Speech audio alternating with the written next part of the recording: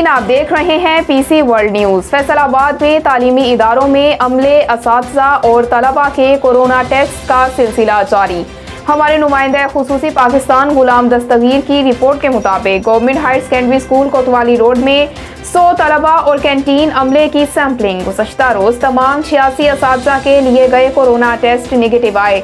SOPs के तहत mask, hand sanitiser, समाजी फासले का एहतमाम किया गया है। प्रिंसिपल राव इकबाल।